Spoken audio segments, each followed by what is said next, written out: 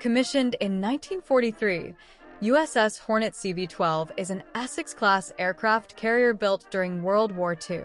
She was renamed in honor of the USS Hornet CV-8, the carrier that launched the Doolittle raid against Japan in April 1942. During her service, USS Hornet CV-12 participated in many of the Pacific Theater's major operations, earning 9 battle stars for Pacific service in World War II and a Presidential Unit Citation. After World War II, she was modernized for service in the jet age and reclassified to CVA-12 in 1952 as an attack aircraft carrier. Then she was later reclassified again in 1958 to CVS-12 as an anti-submarine warfare support carrier. The USS Hornet was deployed during the Cold War and the Vietnam War and achieved worldwide recognition in 1969 as the recovery ship for the Apollo 11 and Apollo 12 astronauts following their missions to the moon. Take a tour of this historic aircraft carrier and examine the history of the USS Hornet CV-12, the legacy she inherited from USS Hornet CV-8, and the role both ships played in some of the most significant military and scientific achievements of the 20th century. The journey to the USS Hornet begins at San Francisco's ferry building, where visitors board a ferry for a scenic 20-minute crossing of San Francisco Bay to the Alameda Seaplane Lagoon Terminal. Along the way are views of the San Francisco skyline, the Bay Bridge, Treasure Island, the Port of Oakland, and the former Naval Air Station Alameda. From the Alameda Ferry Terminal, a short waterfront walk leads to the USS Hornet Sea, Air, and Space Museum. The walk ends aboard USS Hornet CV-12, where visitors can explore the aircraft carrier and exhibits highlighting its World War II service and naval aviation history. The hangar deck is the main exhibition area of the USS Hornet Museum. Originally used to maintain and store aircraft during the ship's active service, it now displays a collection of historic naval aircraft, many of which have been carefully restored by museum volunteers. The ship itself remains largely unchanged, with its original equipment, structural features, and layout preserved, giving visitors an authentic look at life aboard an aircraft carrier. The USS Hornet Sea, Air, and Space Museum combines historic preservation with education and community service, relying on events, outreach programs, and dedicated volunteers to keep the ship's history accessible and engaging. The museum partners with schools to provide STEM education and history programs, organizes overnight adventure programs, schedules guest lectures, and special exhibitions. A team of volunteers serve as museum docents and tour guides, work in restoration and research projects, and assist with educational programs.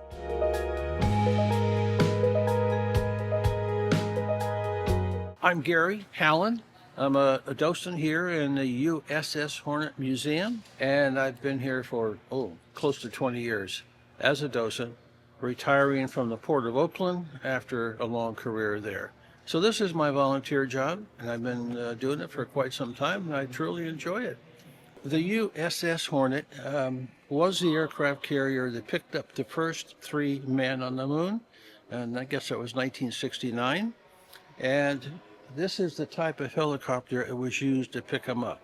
It's identical to the one that was used, even down to the number on it, 66. So they were picked up on that aircraft. They landed on the Hornet's flight deck, and they took it down to the hangar deck on an elevator.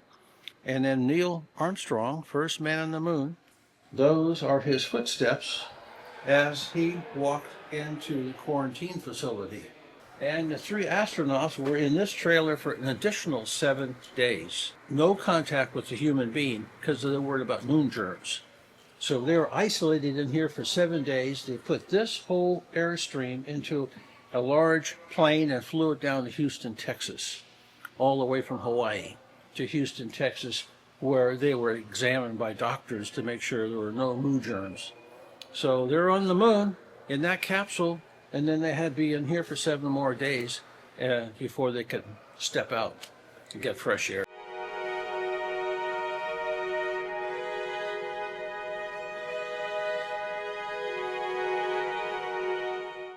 So this is our restoration area.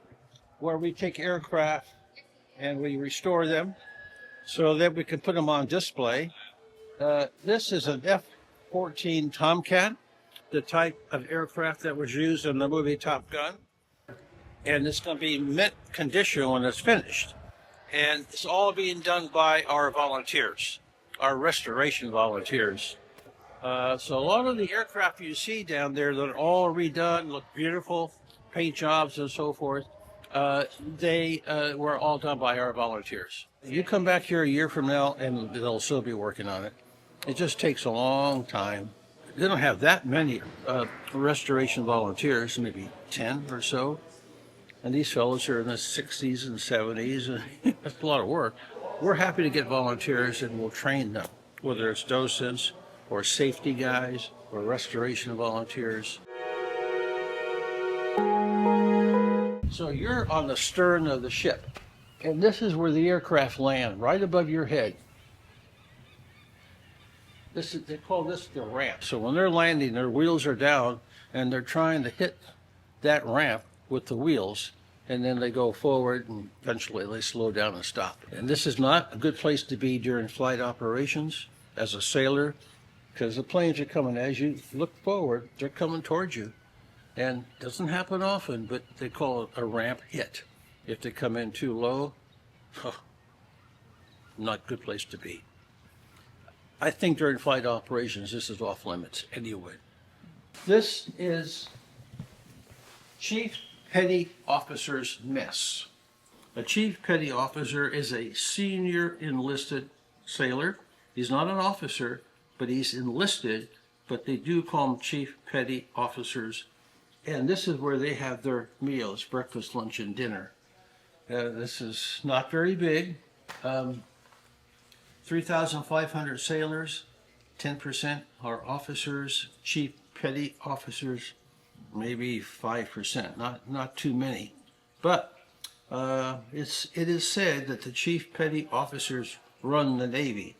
They have been in the Navy for 15, 20, 25 years, so they're very experienced. So they live a very rarefied life aboard the ship. This is their mess area where they have their meals.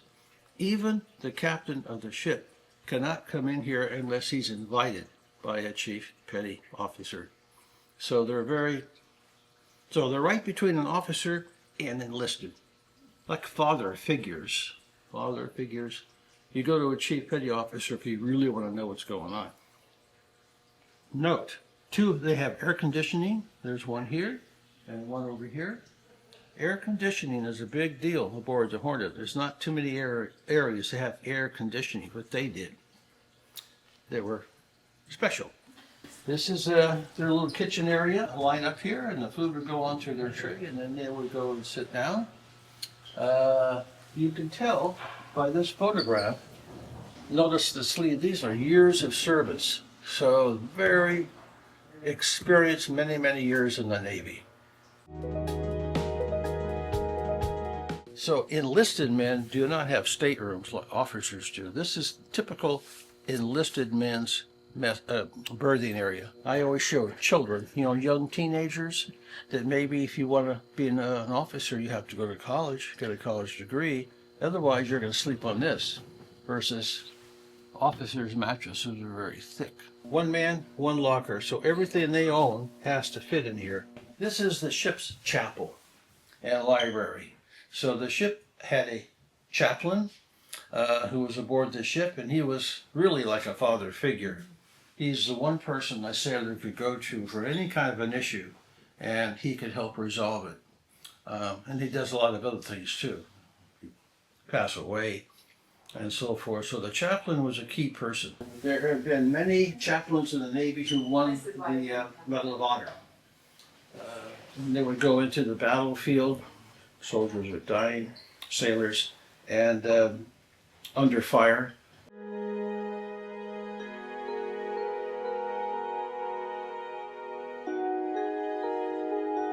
This is a very important area. This is the men that slept here were torpedo-men. Torpedo-men. They prepped and prepared the torpedoes that were sent to the flight deck to be connected to the belly of the plane in World War II. They put them here because inside here are the torpedoes. This tells you how sailors have to stow everything they own.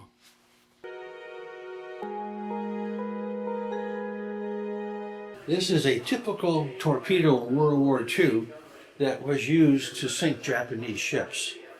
They're stored down here, deep in the ship.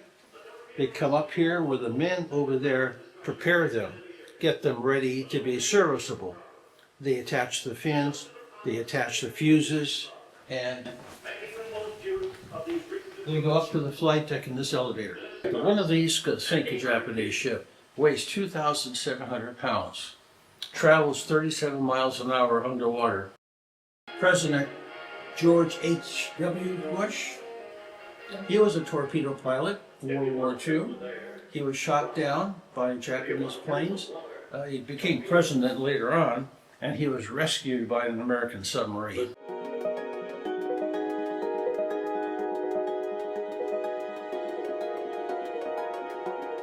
If you're sick and don't feel well, they give you nice, comfortable mattresses.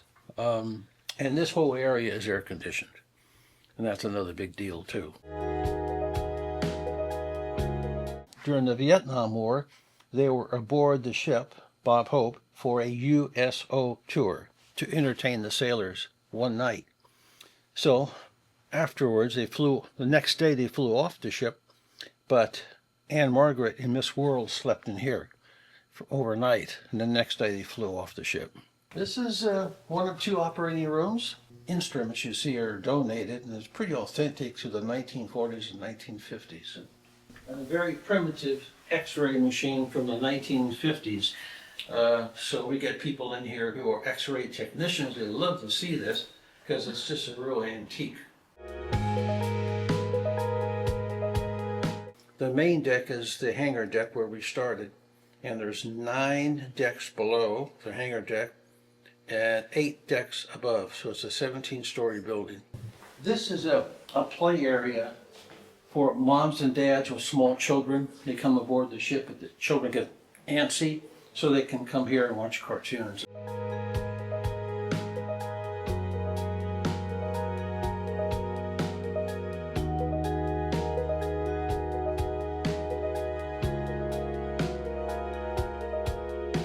World War II, you're out in the middle of the Pacific Ocean, your mom or dad or your girlfriend sends you a letter, and it might take 3 or 4 weeks to get here. And then you respond back, and it's another several weeks before they get a response. So contact with your loved ones is a big, big deal. It's a morale booster. Well, it can work the other way too. If your girlfriend says, well, I decided to move on, or the family dog died, it could ruin your day.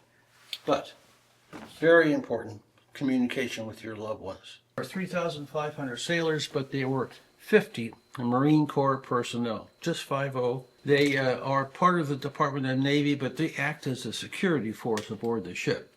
They protect the captain of the ship. They protect special weapons or nuclear weapons, which we carried aboard the Hornet.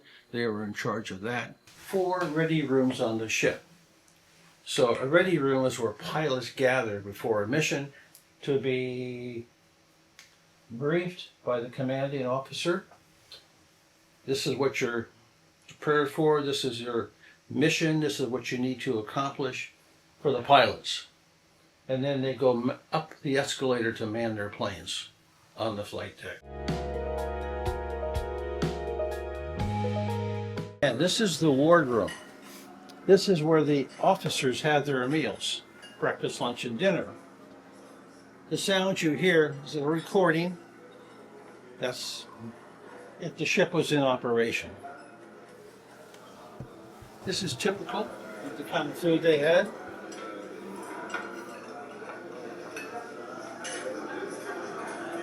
Officers did not come with their tray and pick up the food. They would place their meal order with the steward. And the steward would come over here and get their meal and then return it to them. Nuclear weapons, special weapons at the bottom of that ladder.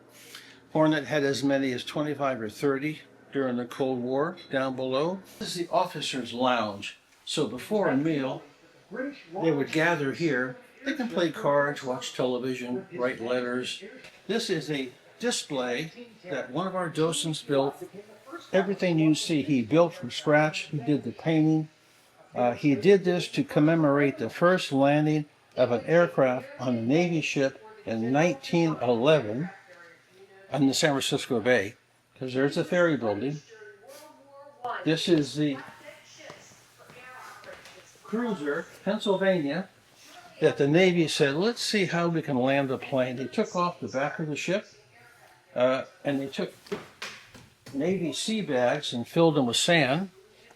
And between the wheels, there's a hook. And the pilot is Eugene. He flew from San Mateo County, made a couple of circles around the bay, came aboard the Pennsylvania, and got caught the second to the last rope before he stopped. This is in 1911.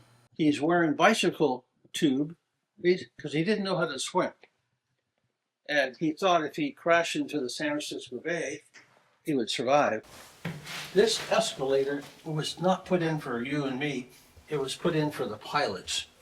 They go from the ready room up to the flight deck, but they're carrying 10, 20 pounds of gear. So this gets them up there quickly. There they are, getting ready to man their planes. My name's Bill Nelson. I'm a former Navy fighter and attack pilot.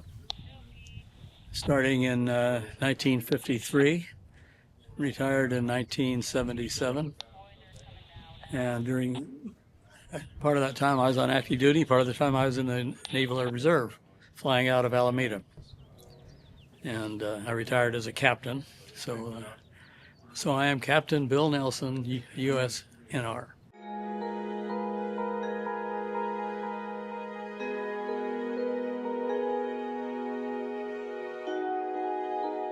So I want to give you a feeling what it looked like when it was operating. Now this is more modern times, and it has what's called an angle deck. That means the landing area is offset 10.5 degrees from the center line of the ship.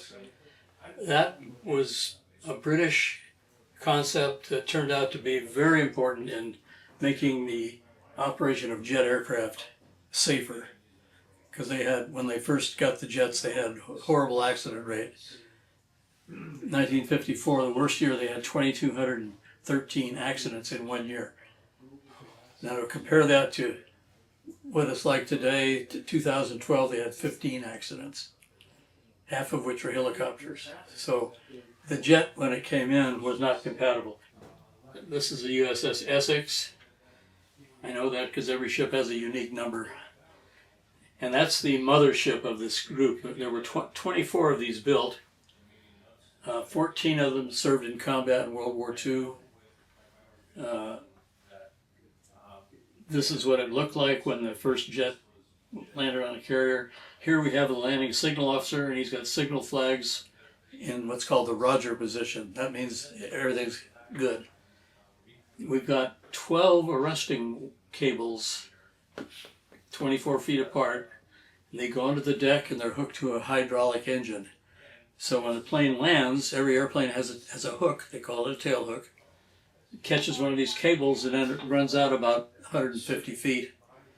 So it's a fairly good stopping force. But this is what it looked like in the World War II era. And then in front of the cables there's two, they call them barriers. They're cables above the deck about 4 feet. They're 24 feet apart. In front of them is a 15-foot barricade that has nylon straps all the way across, and that's up when you land. So in the days of the straight deck, every time you landed, all this stuff was up because all the planes that weren't flying were parked up in front of you. When I landed, I had to stop. So the first thing that I have to do is I have to reduce power all the way back to idle. That's a commitment. Now I do that when this guy gives me a signal. I'm coming all the way around, he's giving me signals telling me to go up, down, fast, slow, whatever, and then at the final end he either gives me this cut or wave off. Those are the only two signals. That's what carriers were like all the way up through about 1955, something like that. Then we got the big change that I talked about, angled deck. Now we've only got 4 cables because statistically that's enough. Typically they'll catch the 3rd wire from the rear, but that's enough to have a high probability of stopping. Now there's nothing in front of you. So now I don't have to take a power reduction. As soon as I land, I add full power, get ready to take off again. If my tail hook doesn't catch a cable, I just go off and take off and go around again. It's a great thing for safety, for jet operations. What's wrong with it? You know, everything's got something wrong. What's wrong is it widened the hull of the ship so that it wouldn't fit through the Panama Canal. So now to go from the East Coast to the West Coast, you've got to go around Cape Horn. My time on active duty was the one I showed you, the straight deck. I was flying the first swept-wing fighter the Navy had. And it was a little squirrely as far as landing. And so when I finally got to do my last landings on one of these. Normally in our reserve program, we did all of every year we requalified in all the types of ordnance delivery, in instrument flying, all that, everything but carrier landing. Well, the last year I was CO of the Reserve Squadron, and they decided they wanted us to care qual. And so we did. I went down to Pensacola and I got 10 landings in one day. It's a whole different approach. You start higher, you come in at a constant angle all the way, and just right into the deck, hit your throttle forward. And if you catch a cable, you know right away. So you just pull it off and taxi out of the way. There's somebody 2 minutes behind you.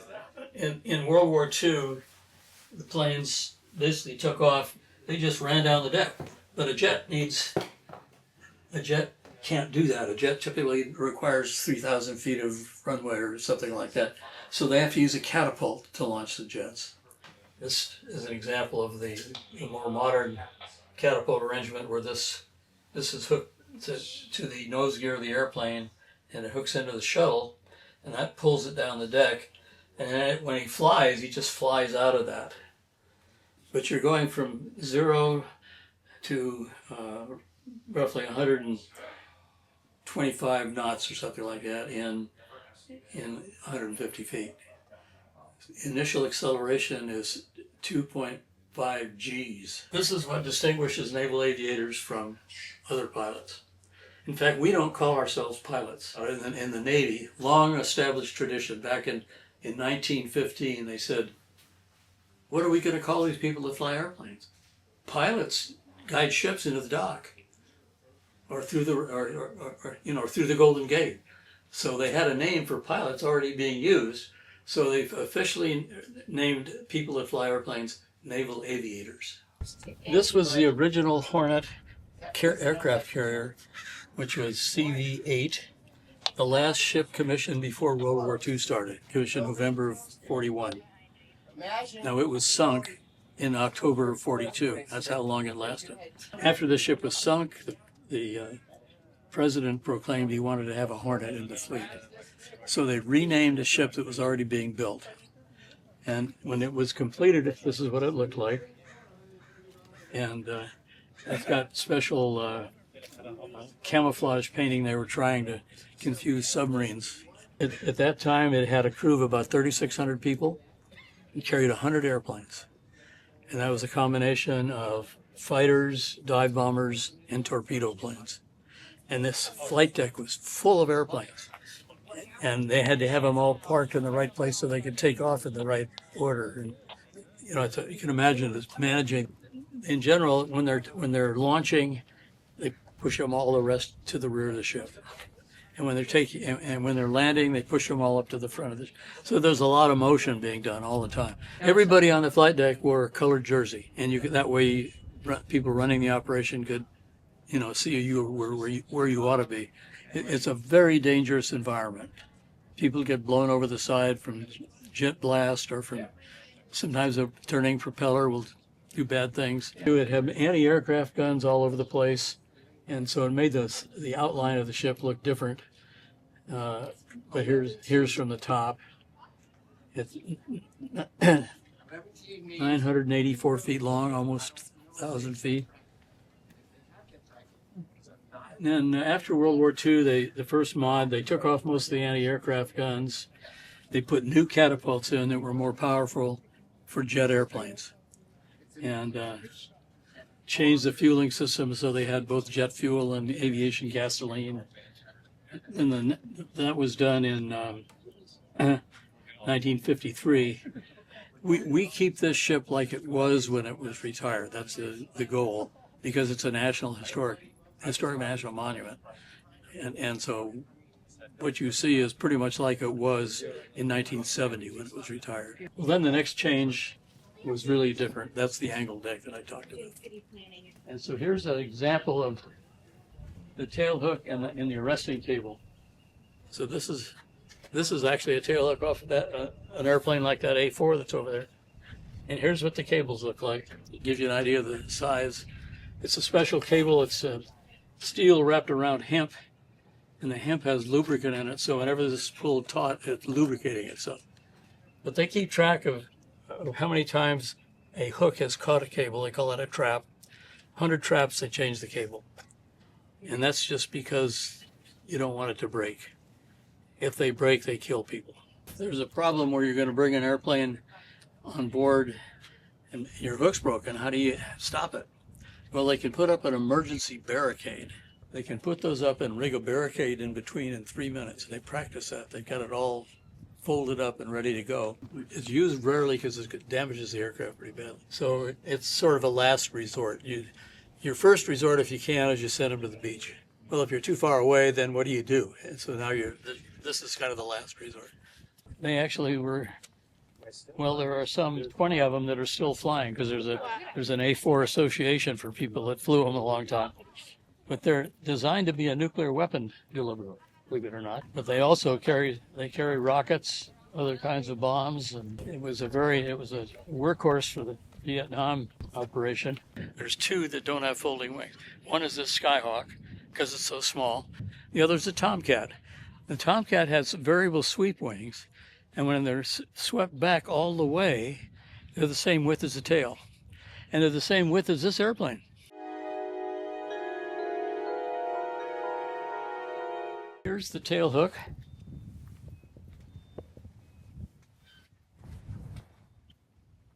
And this is called a holdback fitting.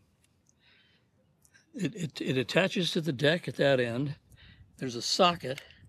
There's a socket on the airplane. And this metal bar, it's called a tension bar. When you taxi the airplane onto the catapult, it's going to be sitting here at full power before they fire the catapult. Well, you have to hold it to the ship somehow. And that's what this does. When they fire the catapult, this is machined to brake at a particular force. And it'll be a force about equal to the weight of the airplane. And then that's just thrown away and you put another one in and away you go.